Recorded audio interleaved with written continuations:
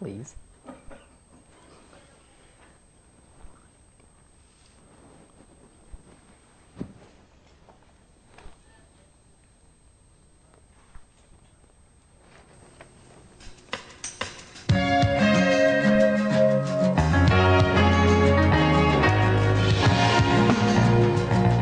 Welcome to Page One, the show for writers with the reader in mind.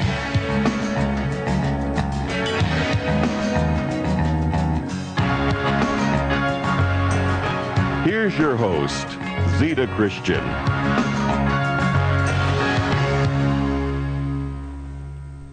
Hi everyone, welcome to Page One. I'm Zita Christian. My guest tonight is a prolific writer.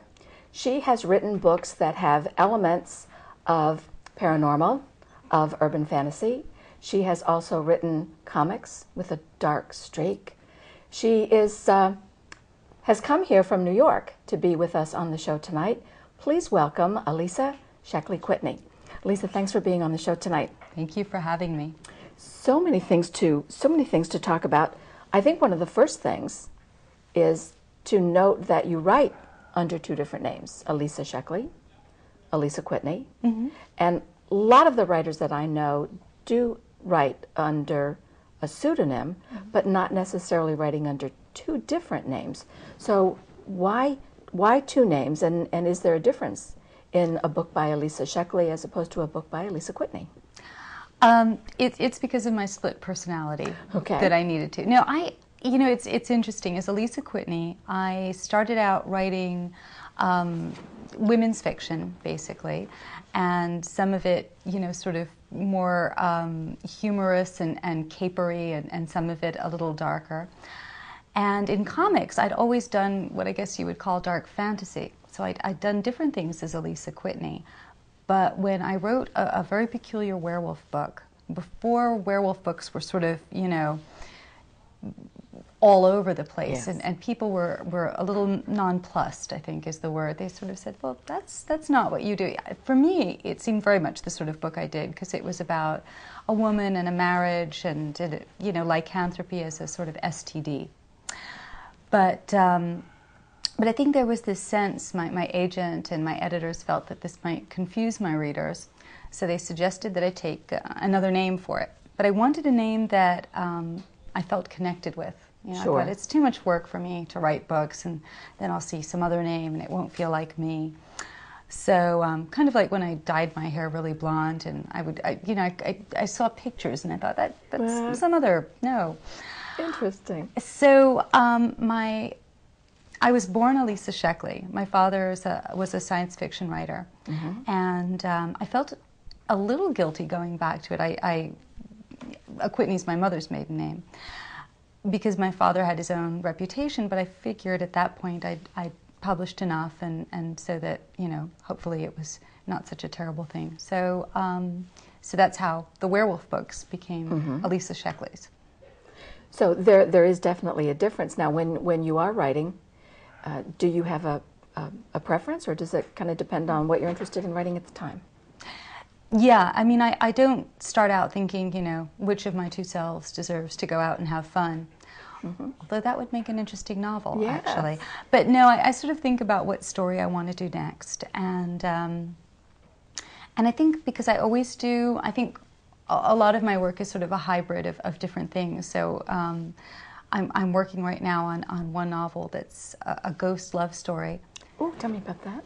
Oh, it's about a woman who has sort of given up on thinking of herself as someone who's going to have romance in her life. She's recovered from breast cancer, and she's, her health is fine, but she's just been very involved in raising her child and doesn't think of herself in that way. And an ex-boyfriend has died, and she gets a call from some other girlfriends that they found some videos and photos and of her from when she was young and reckless, before she was so pragmatic, and mm-hmm. she wants to get those, and she ends up being haunted by his very sensual and romantic ghost. Oh, now I'm not asking you to give away the ending, but is is it satisfying for her? Is she happy in some way or hopeful at the end of the book? Yeah, I think, you know, it's a definitely, it's a satisfying and I think an emotionally upbeat ending. I think this one also is a little bit more women's fiction. It also, there's a lot of New York in it. There's a sort of whole ghostly New York. Oh, So, well, you live in New York. I was raised, I spent, you know, all of my formative, you know, early years in the city, and I started, you know, looking for excuses to come back now that I live outside of the city. So I thought, if I did all the ghostly New York stuff, New York's got a rich, in fact, right now, I was watching some little cable show, and they're digging up bodies in Washington Square Park, because do you know this? No. It was a potter's field. It was a place where Oh the my paupers gosh. were buried, and so there's a lot of ghosts. And I think they're renovating the park, and so they're bringing up some of the bodies. And I think they actually have a little tombstone that's showing. And but there's all kinds of cool ghost stuff. A lot of Edgar Allan Poe stuff in the city, and I think he'll be making an appearance too. Well, speaking of Edgar Allan Poe, now I know you are going to be speaking at the Bushnell's conference, Boo at the Bushnell, on Halloween. I think people will be seeing this after that, but let's talk a little bit about Edgar Allan Poe and his influence. I mean, I love hearing that he's going to be making an appearance in your ghost story. Well, it's funny, when you first invited me and when I found out that I was going to be talking, I had not thought about Edgar in a while. I'd grown up loving his stuff. But then I read this great New Yorker article, and it was discussing how he was very much a writer who was sort of looking at the marketplace and was trying to, sort of was thinking, horror sells, I'm going to go for horror. Yes. And I love that, because we think of Poe as a literary figure, a Gothic literary figure, but the idea that he was also trying to figure out what would sell. Yes, he had a family to support. A sort of strange, slightly incestuous family, but yes. So the other thing that I began when I was researching New York is to find out that NYU, I'm going to get in trouble because I don't know if I've got my facts right, but there was a brouhaha that NYU was renovating, I think for dormitory or for classrooms, a former dwelling place of Poe's. And I think they sort of renovated it and kept the facade up, but it was still... Oh, so, a little literary license or architectural license, maybe? I think so. But so it started getting me interested again, and I know, you know, Edgar Allan Poe lived all over the city, and there's sort of traces of him, and it turns out there's this great book and website called Forgotten New York, and they list some gems that are there and some that don't exist anymore, including this wonderful rock where I guess I think Poe composed part of The Raven. In I Riverside. must see that. I think it's Riverside Park or Central Park. I can't remember. Well, let me ask while we're talking about setting and about New York, how important is it to you as a writer to know the setting? Do you have to? I know for me, I need to be there. You know, whenever possible, I need to spend some time in the setting so that I can feel I can make it authentic. But of course, with the internet now, that's not always necessary. How do you feel about that? Well, you know, Jasper Fforde is a writer who's got these series of books where the characters from other literary works come to life, and they can only go in the places the writer has mentioned. So, for example, if Jane Austen mentions a little village in passing in one pub, that's their whole world outside of the house that they can go to. Oh.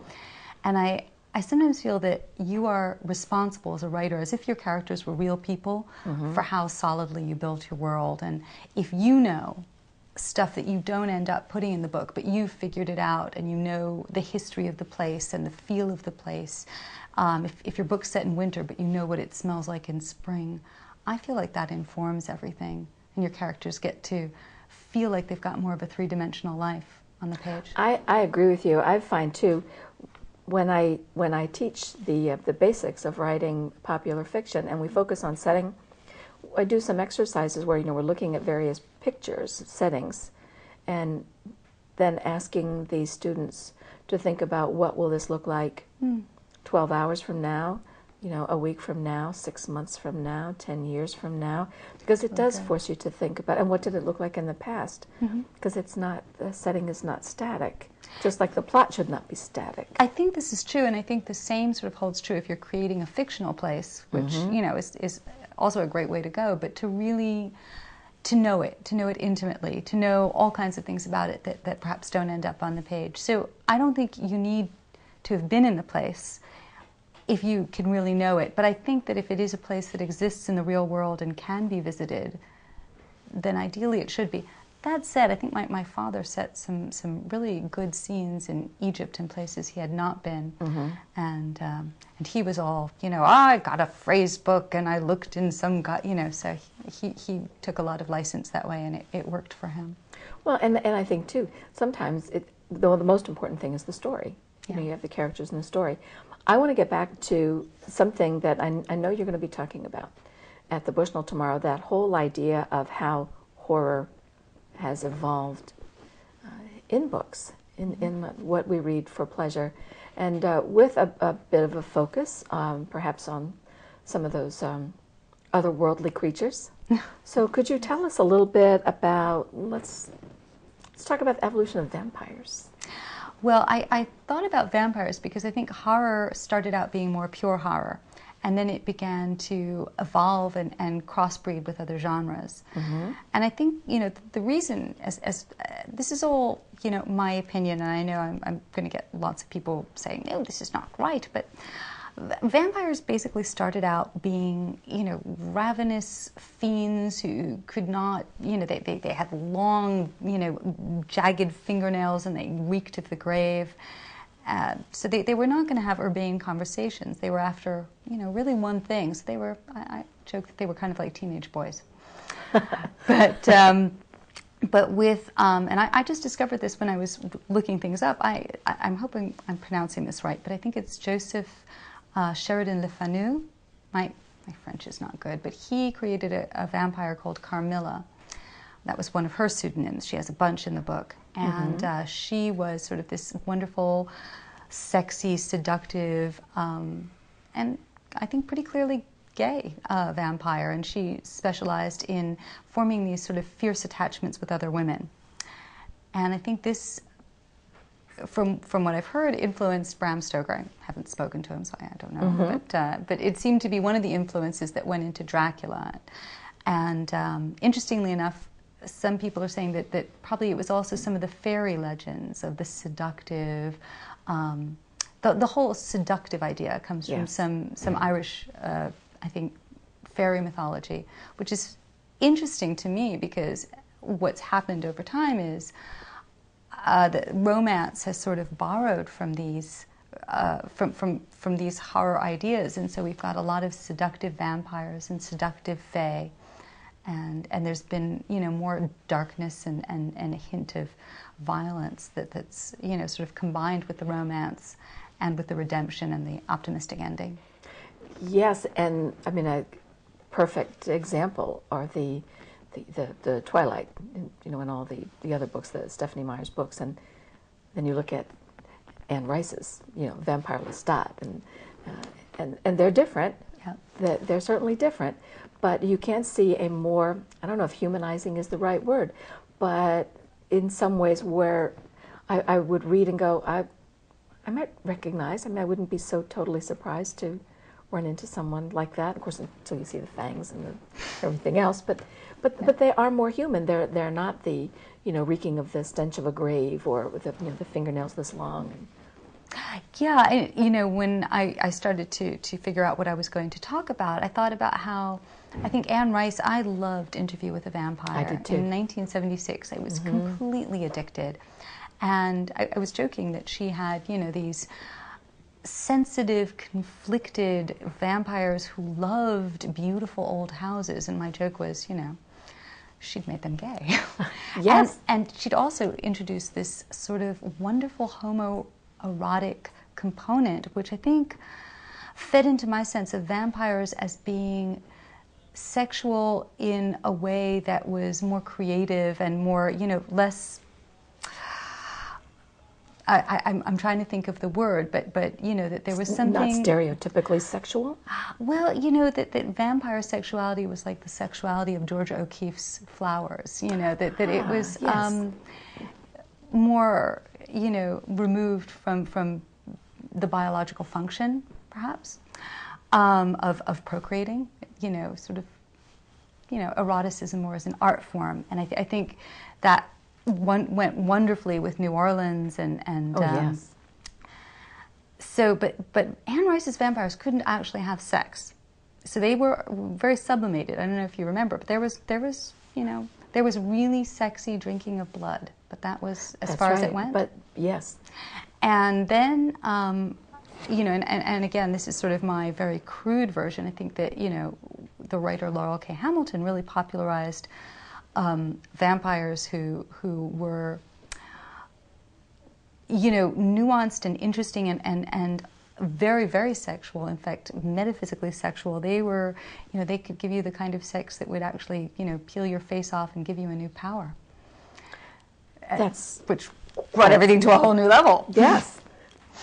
It probably increased the whole popularity of the genre. I think it did more than that. I think for a lot of people, it made them think, you know, in romance fiction, I think it's, the idea is that sex is more than sex, because it is, you know, in Joseph Campbell's The Hero's Journey, and a lot of people talk about how you can look at plots and stories that way, that there's a heroic journey that the main character goes through, and there's this moment of sort of the reward. And it's, you know, in romances, sex is a payoff on an emotional and spiritual level. It changes your life. It you know, you fit, you find completion. And, you know, Laurel K. Hamilton had, you know, Angie got a new power, you became a new kind of being. It was very interesting. It opened doors. And then we take that to Twilight. Twilight, I think, I joke that it brought it back full circle, because with Twilight you've got literally, you know, well, they're teenage vampires in the sense that their bodies are adolescent. I do think there is some older man issue there, because if someone looks to be 17 but is actually, you know, 50, you would not want your 16-year-old hanging out with him, really. But, you know, so you've got these adolescent vampires who've got the suave older man mojo, like Dracula, who can actually have sex, and yet have got the conflicted, sensitive, you know, aspect that Anne Rice brought. So you've got a lot of combination of elements, I think. You know, I was asking some of my friends at work who are very fond of vampire stories, and I said, what is the appeal for you? And several different, you know, things came up, but the answer that I thought that, you know, struck a chord with me was power. That there is an issue that the vampire in the story, whether it's male or female, has power, and the power itself is seductive. I think that's an element of it. I also think, you know, I remember, you know, being in high school and learning about Thanatos, the death urge, and Eros, the life sexual urge. And I think that, you know, sometimes our Thanatos and our Eros kind of, you know, cross over and blend together. Oh. Yes, and you're looking frightened of me now. No. I don't mean me personally, and I won't hurt you. No, but what I'm thinking is, isn't that how, like, you see new subgenres being created? You know, there's a blend of, well, this has always been this and this has always been this, but what if they combine? Well, you know, there's cross-pollination? I think that is what is happening very much, and I also think that what happens is when, you know, there's a horror film or horror literature idea that, you know, if too many vampires turn too many of their victims, then you get so many vampires they don't have enough people to feed on. Oh, so then what do you do? I think at that point you start looking for different monsters.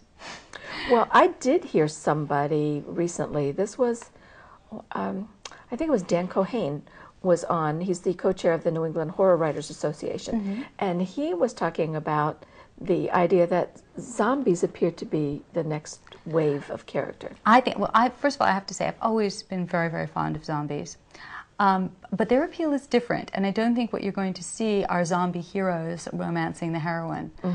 Even if they can dance like Michael Jackson in Thriller, I don't think the zombie is going to be that kind of a hero. But what they do is they offer disaster film pressures on the couple, where you can, there's this great comic book series called The Walking Dead, which is sort of the never-ending zombie film. And I love it because it shows, in a disaster film sense, how you take a group of people and under pressure, how some people who are very ordinary in ordinary life become heroic. Yes, and that's so true. Yeah, and some people who are powerful and successful in ordinary life fall apart. You know, Alisa, you just brought up something that I do want to be sure we talk about, and that is your role at Vertigo in connection with the Sandman comic series. Tell me about that. What did you do? Well, no matter what I accomplish in this life, for some people the most exciting thing I ever did was I was an assistant editor on the Sandman, and I was responsible for the Sandman letter column. So I think indirectly Neil says I was responsible for a storyline, because I had, the next issue coming next issue, and I said, you must tell me what it is. And he said, no, I don't know yet. And I said, you must tell me, it's due now. And he said, no, I'm not sure that. I said, just tell me something. And he said, the French Revolution. And then he was sort of suckered into having to research the French Revolution. Now, for the benefit of people in the audience who don't know Vertigo or Sandman, tell us what that. Vertigo, is it's an imprint at DC Comics, and they are known for doing innovative, edgy material. Not classic superhero, either really radical reinterpretations of superheroes, or just, a lot of it has traditionally been dark fantasy of various kinds, and what is now called urban fantasy. So was Sandman sort of breaking new ground with the idea of the fantasy comic? Well, it wasn't. There were other fantasy comics, but Sandman really broke a lot of ground, and it was. It was a very complex comic, and it worked on a whole bunch of different levels. So, I should also say I worked on other amazing titles, and I worked with a whole bunch of wonderful people, and I eventually became a full editor there. But yeah, no, and I think Neil Gaiman is particularly risen to prominence with the Graveyard book that's out now, and has, obviously known in the non-comics world. Is there anything coming from Vertigo? Anything that you could tell us about or give us a hint? I do have I have some stuff that's coming out with Vertigo. I'm not really supposed to talk, but I can say there's something that as a writer, and I should say I always, like a lot of people, Vertigo in DC is one of those strange places where the president of the company would write would write a storyline, and I remember the then Vice President Dick Giordano worked as an inker and as a penciler. There's always been crossover. So as a writer, I've got an Angel of Death story that's going to be coming out, but I'm not supposed to talk about it. I understand. I will ask no more, but perhaps when that comes, we'll talk again. I want to get into a little bit of your past, because I find creative people come from creative people, even if it's not the traditional kind of creativity. But both of your parents were writers, weren't they? Yeah, my mother was more nonfiction journalism and poetry, and my father science fiction. Robert Sheckley, he was known for really introducing sort of sardonic humor into science fiction. He, before Douglas Adams and The Hitchhiker's Guide, he was sort of, I guess, the premier humorist. And so then, would I be correct in saying, okay, the humor that you have in your writing, mostly from your dad, and what from your mom? I don't know. I think that humor. First of all, I have to say my mom raised me mostly on her own. But I'm not sure that humor can be inherited directly, like eye color or hair color. I do think that I read all his books, so I was affected by the sensibility, and I'm a big science fiction fan. I really loved his work, and Frederick Brown and C.S. Lewis, a lot of the writers who did the kind of science fiction they did was very sort of Twilight Zone, crossover horror, and there was a very sly sensibility about them, and I guess that's but I've always loved satire, and I think that's In terms of my mother really told me how to edit myself, and good. you know, and she introduced me to poetry, and so I read everything I write out loud. I try to get the rhythm, you know, so that it sounds good to me. Not always successfully, but I'm attempting. That sounds good. You know, I know that you're now, I want to go back to the graphic novels for a moment. You're teaching writing the graphic novel at Fordham now, aren't you? I am. And My students tell me I am. Well, do you find is that, so I never thought, I don't recall a time when the whole idea of teaching graphic novels was as popular as it is now. So the whole popularity of the graphic novel, what do you think that's due to? You know, it's very strange. When I first, I came out of Columbia's fiction writing program, and I knew I needed a job to pay the bills while I was trying to sell my first novel. And I was looking in traditional publishing houses, and I was looking at romance publishing houses, and I looked at DC and Marvel. And I wasn't completely even sure how comics were edited, which I think, you know, a lot of people weren't. But in those days, I don't think comics were any more respected than romance is right now. And I remember my mother, after I got my job at DC Comics, I was initially rejected by Silhouette. They did offer me a job after I started at DC, but anyway, I got the job, and I was so thrilled. I loved it. Editorial meetings, people were discussing, you know, if there were conflicts with the, you know, in one comic, hell was being presented like this, and in another comic, hell was. So did we have to have a consistent vision of hell? And so I loved it. And my mother said, "When are you going to get a real job in publishing?" Oh, Alisa. Oh. But, you know, 5 years later, my mother was all, you know, Absolutely. my daughter works in comics. Yeah. But, you know, unfortunately, romance, which is another genre I love, I think has not gotten the same respect and acknowledgement. And I think, you know, cool and wonderful things are being done in comics, cool and wonderful things are being done in romance. Very true, very true. Let me ask about your dad for a minute. What was his reaction when your first book, I know, was reviewed in the Sunday New York Times? That's huge. I mean, writers wait a lifetime for something like that. What did he think of your writing career? You know, he, I think, was really happy. As I say, I got to know him better as a teenager, and at that point I already knew I wanted to write, and I said, you know, tell me I've got what it takes. You know, you want someone to sort of anoint you. And he said, well, you've got talent, kid, but that doesn't count for much. And I said, well, what does? And he said, well, the ability to sit on your ass and put out pages. And he didn't actually talk like that. He had a stutter, but I just thought I would do that. Yeah. But anyway, so I was really sort of saddened by it and disappointed. And every year that I got, I think that was when I was 14 or so, and every year that I you know, had a birthday, I realized more and more how right he was. And so I think when I was very young, though, when it happened. I was so young that I think I didn't realize that I would probably have to have another life before it would happen again. Well, I'm glad you've accomplished all that you have in this life, and I'm getting the signal, unfortunately, that we're out of time.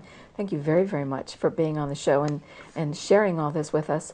And let me just mention to the viewing audience, in the words of Ursula Le Guin, love her work as well, you know, there was a time when she said, there have been civilizations that did not use the wheel, but there have been no civilizations that did not tell stories.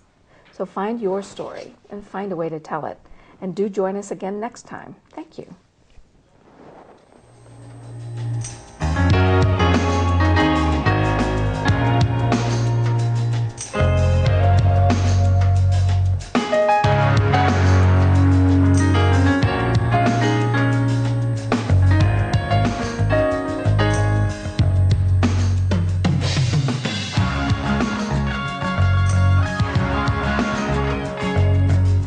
Food for the crew and guests was provided by Manchester Grill of Manchester, Connecticut, and Angelo's Restaurant of Glastonbury, Connecticut. Be sure to send your writing questions and your comments on the book club selection to Zita at page 1, P.O. Box 1515, Manchester, Connecticut, 06045-1515, or send an email to Zita at page1tv.com.